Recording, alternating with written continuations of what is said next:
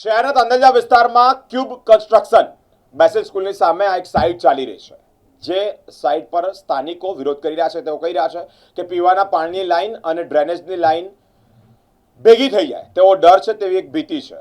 Contractor દ્વારા ગેરરીતિ આચરવામાં આવી તેવા પણ આક્ષેપ સ્થાનિકો દ્વારા કરવામાં આવ્યા છે. આ અંતર્ગત એટલે કે પીવાના પાણીની લાઈન અને ડ્રેનેજની લાઈન મિક્સ થઈ જાય એટલે કે ભેગી થઈ જાય, જેને લઈને જ પીવાનું પાણી ગંદુ આવે તેવી પણ ભીતિ છે, તેવો પણ ડર છે, જેને લઈને સ્થાનિકો વિરોધ નોંધાવી રહ્યા છે.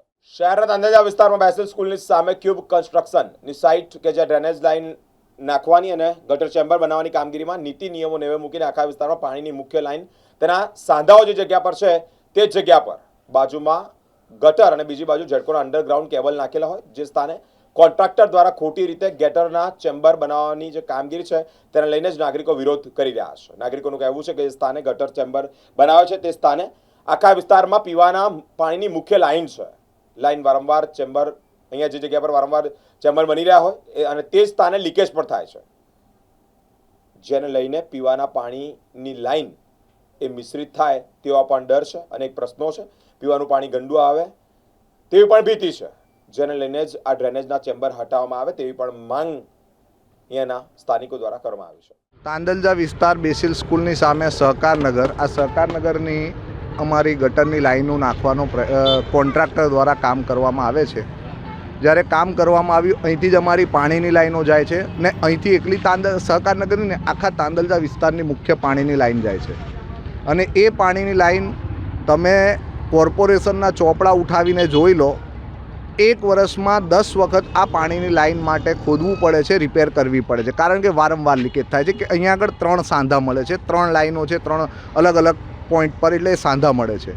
એટલે જ્યારે અહીંયા આગળ જે ગટરની લાઈન કનેક્શન કરવાનું કોન્ટ્રાક્ટર દ્વારા શરૂ કરવા માટે પટ્ટા દોરવામાં આવ્યા હતા, ત્યારે અમે લોકોએ જાણ કરી હતી કે તમે અહીંયા આગળથી આ લાઈન પસાર કરવાને બદલે બીજો કોઈ ઓપ્શન અહીંયા છે, પેલી બાજુ તમે શિફ્ટ કરો લાઈન, કારણ કે અહીંયા આગળ પાણીની લાઈનના ટી છે અને મુખ્ય લાઈન છે જે વારંવાર લીકેજ થાય છે. એની બાજુમાં જ બિલકુલ જેટકોના વાયરોના એનું એ છે, જેટકોનું બી અંડરગ્રાઉન્ડ કેબલિંગ છે અને એ કેબલિંગવાળા બી વારંવાર ખોદે છે.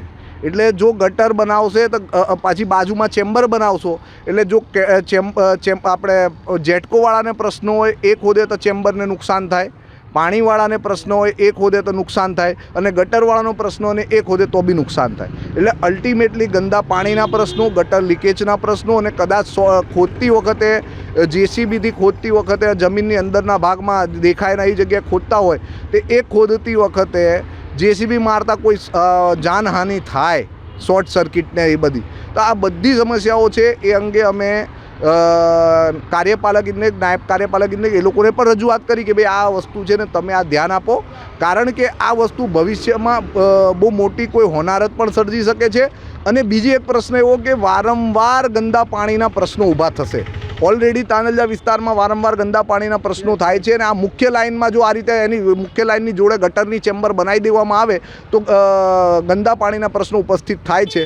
એટલે એ ગંદા પાણીના પ્રશ્નો ઉપસ્થિત ના થાય, લોકોને હેરાનગતિ ના કરવી પડે, અને વારંવાર કોર્પોરેશનને પણ ખોદકામ ના કરવું પડે, એ બધું ધ્યાનમાં રાખીને રજૂઆત કરી હતી. છતાં ખોદકામ કરીને લાઈનો એ કરીને લીકેજ પાણીની લાઈન અને જોડે જોડે વાયરો પણ તોડી નાખ્યા છે. આ જાનહાનિ થાય, આ ગટરોના પ્રશ્નો ઊભા થાય, આ ગંદા પાણીના પ્રશ્નો ઊભા થાય, તો એના માટે જવાબદાર કોણ? જ્યારે તમે લોકો કામ કરવા જાઓ છો તો તમે એન્જિનિયર તરીકે તમારી અક્કલને દોડાવતા નથી. કોર્પોરેશનના એન્જિનિયરો પણ ગમે તેમ પરમિશનો આપે છે. જ્યારે એ પરમિશન આપે ત્યારે એમને સ્થળ ઉપર જોવા આવવું જોઈએ કે ભાઈ કઈ જગ્યાએથી લાઈન લે છે ને આ લાઈન લે છે તે યોગ્ય છે કે નહીં, ગટરના જોડે જોડાતી નથી કે નહીં, એ બધું જોવું પડે એમને. પાણીની ગટરની લાઈનો ભેગી નથી થતી. હંમેશા નિયમ છે કે ભાઈ જ્યાંથી પાણીની લાઈન જતો એના વિરુદ્ધ દિશામાં ગટરની લાઈન હોવી જોઈએ, પણ એ નિયમોનું પણ પાલન થતું નથી.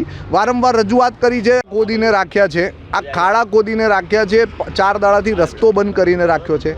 આ ખાડાનું આ કામે પૂરું નથી થતું અને ખાડા બી પૂરાતા નથી ને રસ્તોય બંધ છે. આ તહેવાર છે મોહરમનો, અને આ રોજ અહીંયાથી તાજિયાઓની અવર જવર થાય છે, રોજ અલગ અલગ જગ્યાએ તાજિયા. આ એક જ રસ્તો અને એ રસ્તા પર બી આવો ખાડા રસ્તા બંધ હોય, પબ્લિક કઈ રીતે આવન જાવન કરી શકે? એટલે તમામ પ્રકારની બાબતો એમના ધ્યાને દોરેલી અને છતાં એ કામગીરી કરવામાં પણ નિષ્કાળજી ને કામગીરી પણ એકદમ થર્ડ ક્લાસ કેટેગરીની.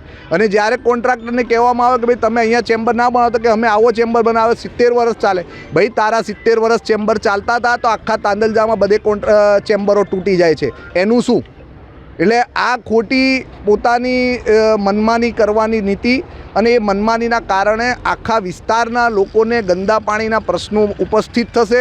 એટલે અમારી આપના માધ્યમથી કમિશનરશ્રીને રજૂઆત છે કે ભાઈ કમિશનરશ્રી આમાં જોવે કે આ એક પ્રશ્ન કે ભાઈ એક નાની મોટી અણઘડ વહીવટની ભૂલ જેના કારણે વારંવાર ગટરના ગંદા પાણીના પ્રશ્નો ના ઉપસ્થિત થાય એના માટે એમણે ધ્યાન આપવું જોઈએ.